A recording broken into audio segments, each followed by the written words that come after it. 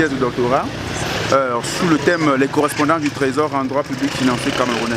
Et la question qu'on se pose à l'entame, c'est qu'est-ce qu'on entend par correspondant du Trésor? Alors, nous disons que les correspondants du Trésor sont ces catégories d'entités et même des personnes qui, en vertu d'un certain nombre de réglementations, nous voulons dire la loi, les règlements, les conventions, déposent à titre obligatoire ou facultatif leurs deniers au Trésor public et sont autorisés à effectuer des opérations de trésorerie par l'intermédiaire de leur comptable. Plus simplement, quelqu'un pourra nous demander, le néophyte comprendra quoi par ce que nous venons de dire? Le néophyte comprendra que les correspondants du Trésor sont plus simplement, comme nous voulions dire, ces personnes, ces entités qui sont beaucoup plus financées par l'État pour l'accomplissement des missions de service et que le retour exige que ces derniers déposent l'intégralité et même une partie de leurs fonds au Trésor public.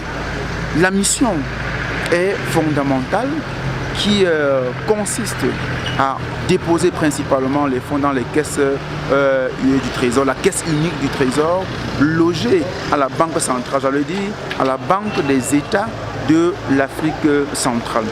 Les correspondants du Trésor, en même temps, accomplissent des opérations de recettes, des opérations de dépenses par l'intermédiaire des comptables.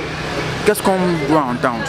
Les comptables officiants auprès des correspondants du Trésor accomplissent un ensemble de missions financières en faveur des correspondants du Trésor. Étant donné que l'argent public est en jeu, il est clair que l'État mobilise ces institutions à l'effet de protéger ses finances. C'est la raison pour laquelle les correspondants, à un moment donné, sont appelés à être contrôlés par l'État, par les institutions publiques.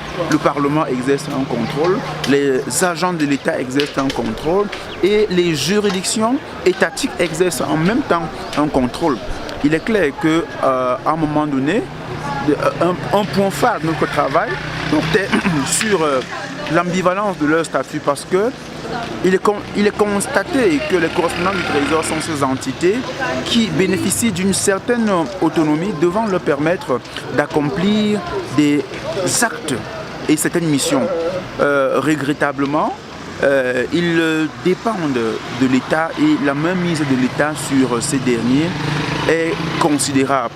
Alors nous envisageons des pistes de sortie en termes de perspective devant permettre de meilleurs rapports entre le Trésor et ses correspondants et essayer de revoir le principe rigide et strict d'unité des caisses. Vous le constatez, ces derniers mois, le ministère des Finances, à travers le ministre, prend des notes exigeant que toutes les entités publiques déposent l'entièreté de leurs fonds au Trésor public. Donc voilà en quelques mots ce qui a constitué notre travail de recherche.